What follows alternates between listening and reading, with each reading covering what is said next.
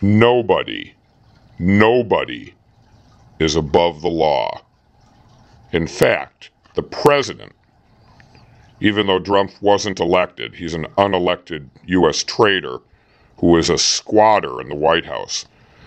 But if Drumpf were in fact duly elected as the president, he would be the entire country's employee.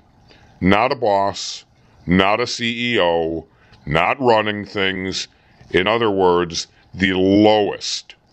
If there were 350 million people in America, Drumpf would be at the very bottom, working for every other person, even newly born babies. They would be his boss.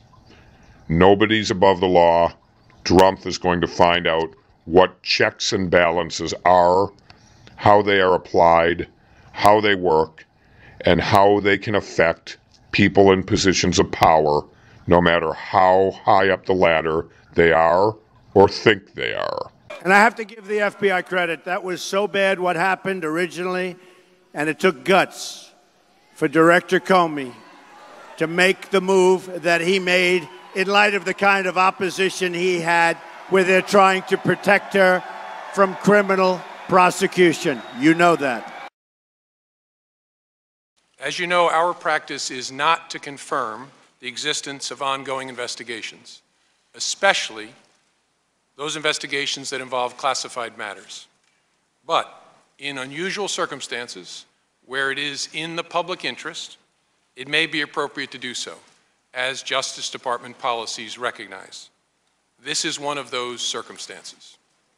I have been authorized by the Department of Justice to confirm that the FBI, as part of our counterintelligence mission, is investigating the Russian government's efforts to interfere in the 2016 presidential election. And that includes investigating the nature of any links between individuals associated with the Trump campaign and the Russian government, and whether there was any coordination between the campaign and Russia's efforts. As with any counterintelligence investigation, this will also include an assessment of whether any crimes were committed.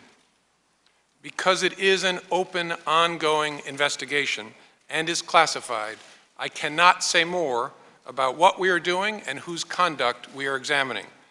At the request of congressional leaders, we have taken the extraordinary step, in coordination with the Department of Justice, of briefing this Congress's leaders, including the leaders of this committee, in a classified setting in detail about the investigation. All right, a lot to report on.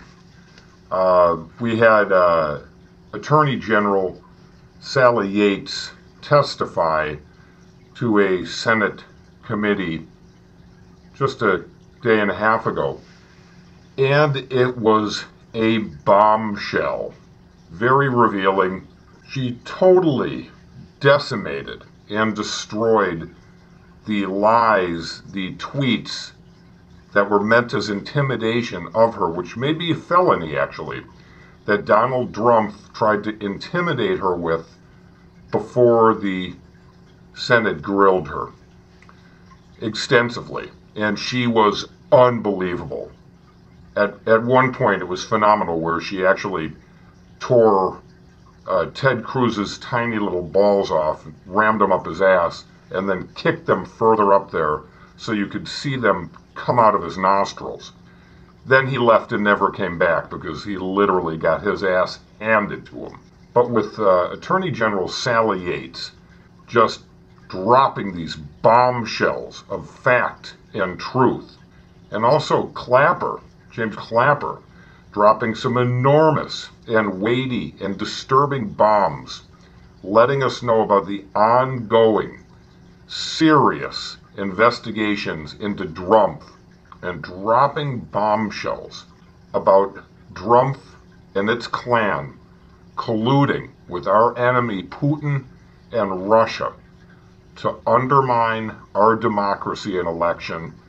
It was truly stupefying, absolutely educational and informative. Now, in response to the walls closing in on drumpf, and the investigations getting more and more intense and turning up more and more evidence on drumpf and his fellow U.S. traitors, drumpf is starting to panic more than ever before.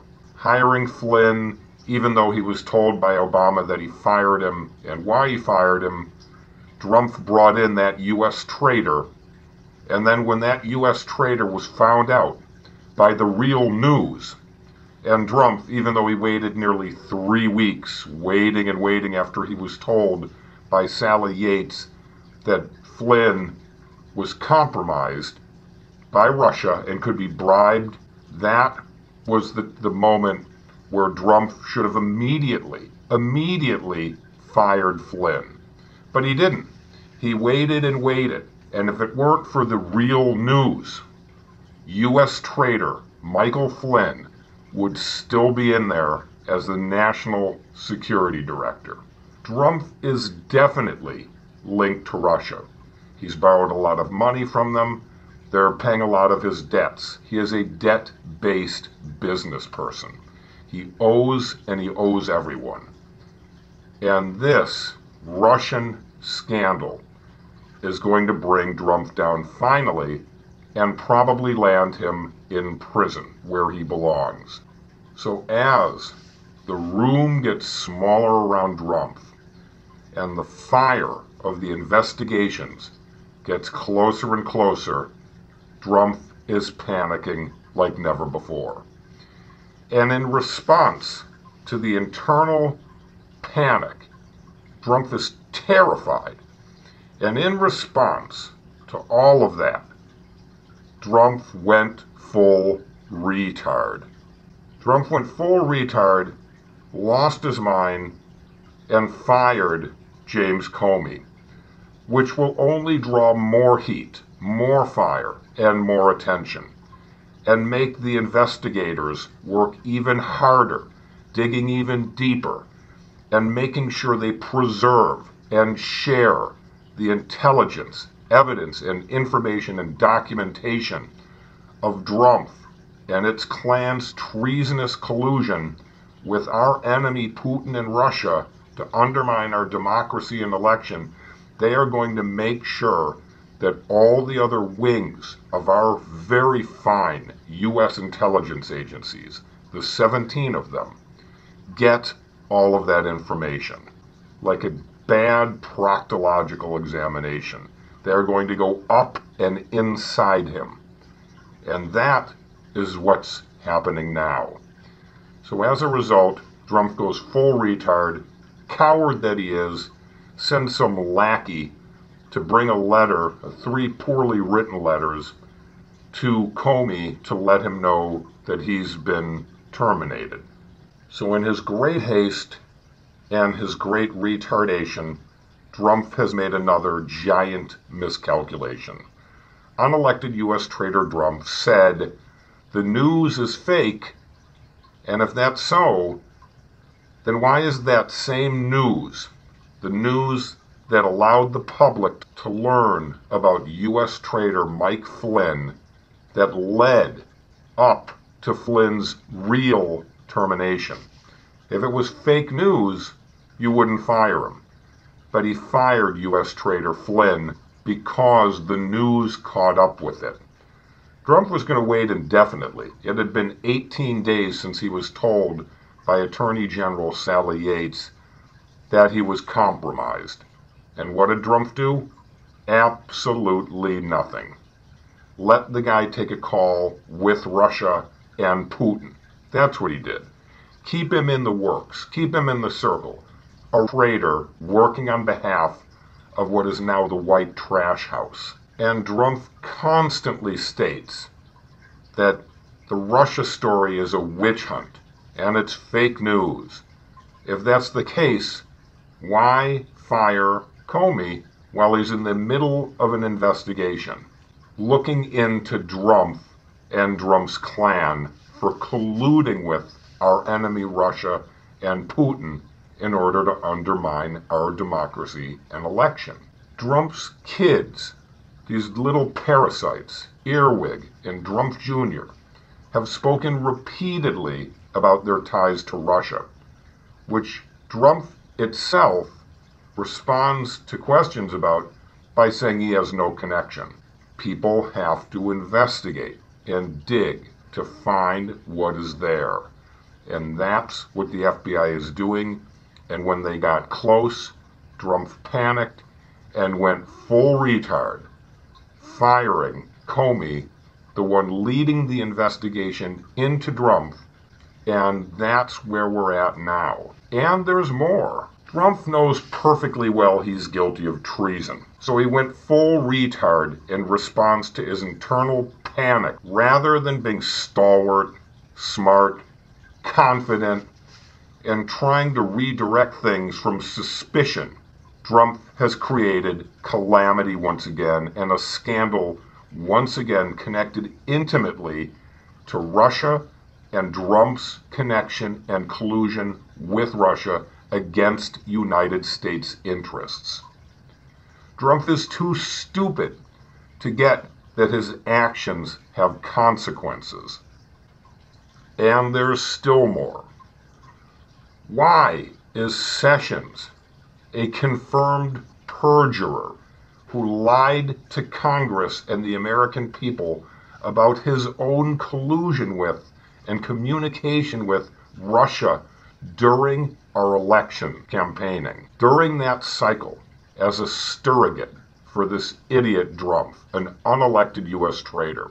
Why is Sessions, who is supposed to have recused itself from any and all involvement into the FBI and other investigations into drumpf itself and into Sessions itself about having colluded with Russia during the election? He should be recused entirely. In fact, Sessions should have been prosecuted as a criminal for perjuring itself to Congress and the American public. He deliberately lied and then tried to cover it up and got caught. Thank goodness for our real news, or these criminals would be getting away with all of this and none of us would know a thing about it. Sessions has to be removed from this process entirely, and anyone he's touched and contaminated. What needs to happen to Sessions is that the Judiciary Committee bring him in for a full trouncing and grilling, and on top of that, we need to have the Office of the Inspector General, an outside agency, need to start a full criminal investigation into Sessions. He's already a known liar. He's not a good person. He's not a decent person. He's an evil, horrible, awful, anti-American one, helping to obstruct an investigation leading to and from Russia and to and from drumpf. We need a special prosecutor, and we need it now. Drumpf is going to go to prison, just like many of its Klansters will. And there are a slew of them. Just watch and see. That's why he's panicking. That's why he's scared. He knows he's done this stuff. And he's going away. For certain.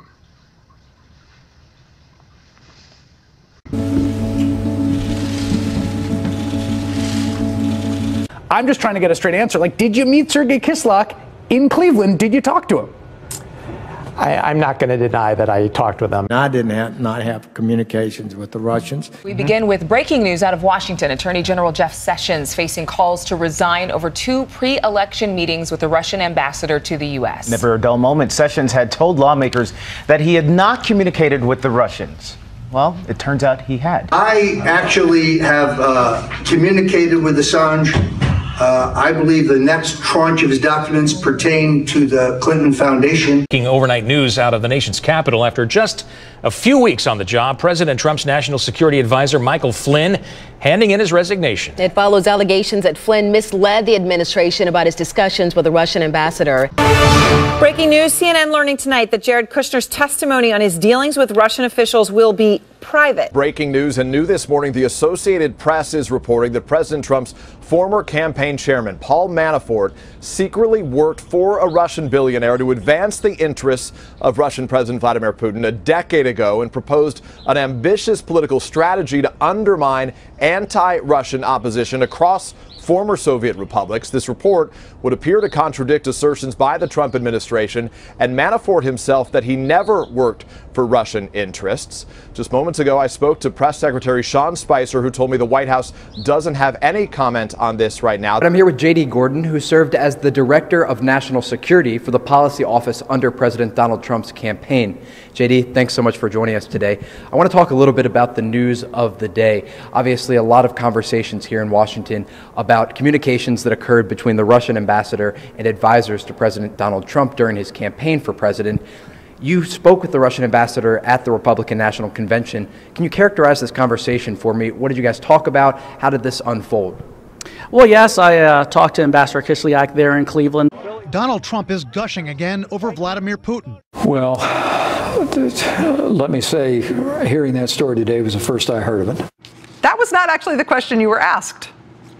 But nobody asked when you heard of it. But twice, without being asked when he first heard of this, twice, Mike Pence volunteers that this is all news to him. Never heard this before. You're disappointed by the story. The first I heard of it. It is impossible that this is the first time Mike Pence has heard of it. It's impossible. Mike Pence was the head of the transition.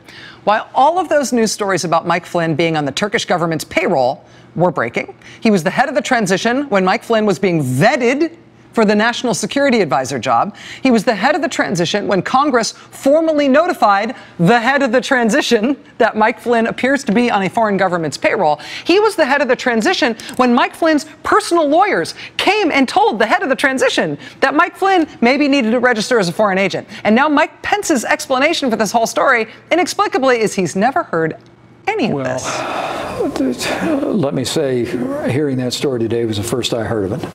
That cannot be true. Do you have a relationship with Vladimir Putin, a conversational relationship, or anything that you feel you have sway or influence over his government?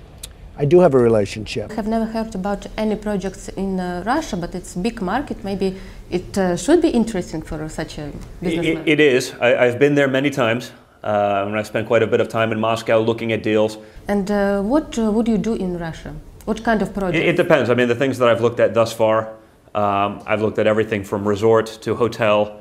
I was there last summer looking at a potential golf development because that's a big part of what we do also, high-end golf courses and championship type golf courses. A big part of what we do now is the hotel world, so building, managing, branding high-end hotel assets. So, I think any of those things would be possibilities.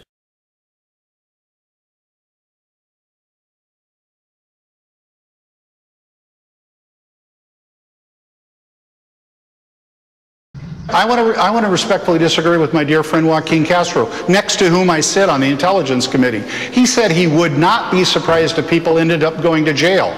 I will be surprised if people don't end up going to jail.